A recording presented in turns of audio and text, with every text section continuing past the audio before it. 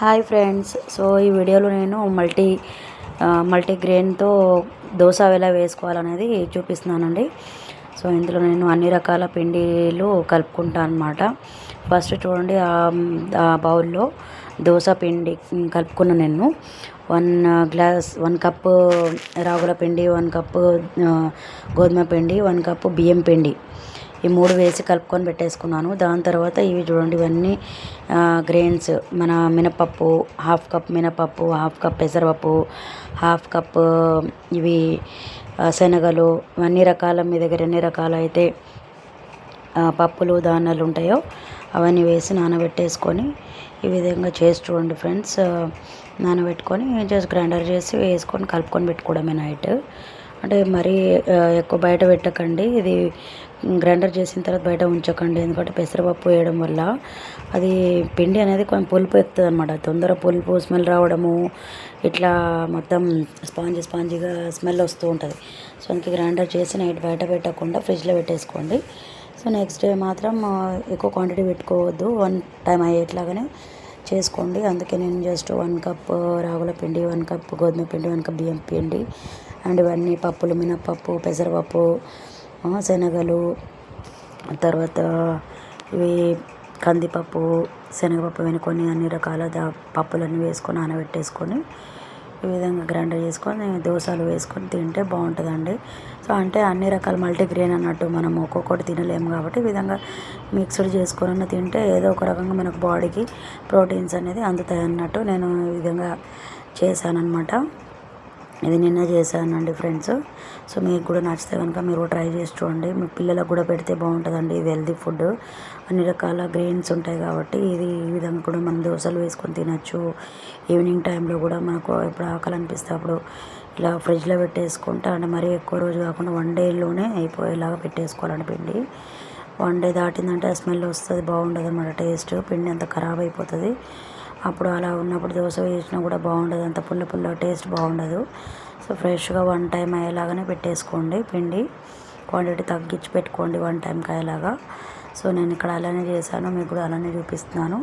మేము ముగ్గురం ఉన్నాం కాబట్టి 1 కప్పు గోధుమ పిండి, 1 కప్ రాగుల పిండి, 1 కప్ బియ్యం పిండి వేసాను. ఇవన్నీ జస్ట్ హాఫ్ కప్పు వేసి నానబెట్టేసుకొని గ్రైండర్ చేసుకున్న మొత్తం కలిపి ఒక 4 కప్స్ అవుతాయి అన్నమాట, అంతే. సో ఇది మాకు ముగ్గురికి సరిపోతుంది అనమాట. సో ఈ విధంగా వేసుకున్న తర్వాత చూడండి, దీనికి చట్నీ చేసుకున్నాను అనమాట, పల్లీల చట్నీ. చూడండి ఫ్రెండ్స్, ఈ విధంగా మొత్తం వేసి కలిపేసి పెట్టేసుకున్నా.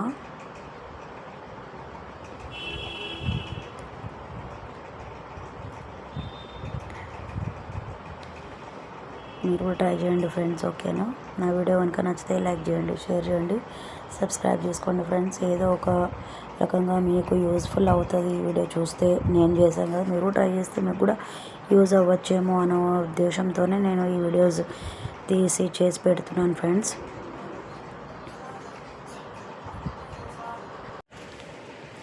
సో చూడండి ఫ్రెండ్స్, ఈ విధంగా నేను నైట్ గ్రైండర్ చేసి పెట్టేసుకుంటాం కదా నార్మల్గా. సో ఆ విధంగా గ్రైండర్ చేసి పెట్టేశాను.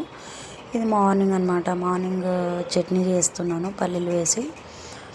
ఇది కూడా సేమ్ 1 కప్ పల్లీలకు ఈ విధంగా మిర్చి, ఎల్లిగడ్డ, కరివేపాకు, జీలకర్ర, సాల్ట్, ఇవన్నీ ఇంగ్రీడియంట్స్ వేసుకొని చట్నీ, పల్లీల చట్నీ తయారు చేస్తాను అనమాట నేను. దోశలకు నార్మల్గా దోశలకు చట్నీ అండ్ ఆలు కర్రీ కంపల్సరీ అనమాట.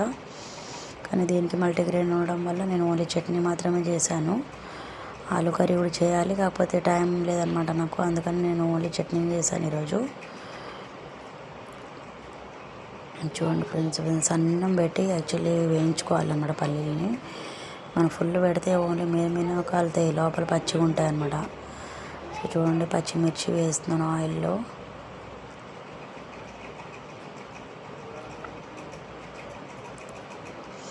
ఈ విధంగా చూడండి, పిండిలో సాల్ట్ వేసి కలుపుకుంటున్నాను. సో ఇందులో రాగులు ఉంటాయి, అన్ని రకాల మల్టీగ్రెయిన్స్ ఉండడం వల్ల మనకు హెల్తీ ఫుడ్ కదండి. సో ఈ విధంగా మీ పిల్లలను కూడా లంచ్ బాక్స్లో చేసి పెట్టచ్చు, మనం కూడా తినచ్చు. అన్ని రకాల మల్టీగ్రెయిన్స్ మనకు అందుతాయి అన్న ఉద్దేశంతో నేను ఈ విధంగా చేసి మీకు చూపిస్తున్నానండి. మీరు కూడా ట్రై చేసి చూడండి ఫ్రెండ్స్. చూడండి, పల్లీలు కొంచెం చక్కెర షుగర్ వేసుకోవాలండి. స్వీట్ ఉంటే బాగుంటుంది టేస్ట్. ఈ విధంగా పోపు వేసుకున్నాను. ఆయిల్లో జీలకర్ర, ఇది ఆవాలు అండ్ కరివేపాకు, కొంచెం ఎండుమిర్చి వేసుకొని పోపు వేసుకొని, ఇది రెండు ముందే గ్రైండర్ పట్టేసి పెట్టింది దానిలో వేసి ఆయిల్ వేసి కలుపుకోవడమే. దానిలో కలుపుకోవడమే.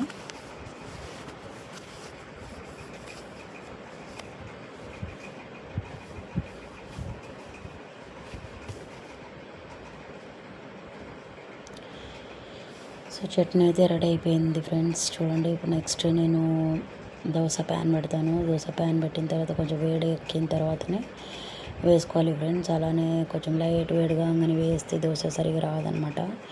ప్యాన్ అనేది ఎప్పుడే కానీ మంచిగా వేడి ఎక్కేదాకా ఉంచాలన్నమాట, పెట్టాలా. సో ఈ విధంగా నేను చూడండి దోశ వేసుకుంటున్నాను. రాగుల పిండి ఉండడం వల్ల మనకు బ్లాక్గానే కనిపిస్తుంది అనమాట బ్యాక్ సైడ్. సో చూడండి ఫ్రెండ్స్, ఈ విధంగా దోశ వేసుకున్నాక ఆయిల్ వేసుకుంటున్నాను నేను.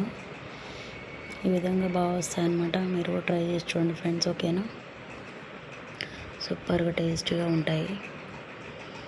పల్లె చట్నీ, ఆలు కర్రీ, ఇంకా వేరే ఏ కర్రీ అయినా పెట్టుకొని తినచ్చు ఫ్రెండ్స్.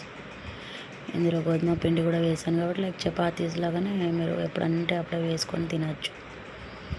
ఓకేనా ఫ్రెండ్స్, ట్రై చేయండి ఫ్రెండ్స్ మీరు కూడా. బాయ్.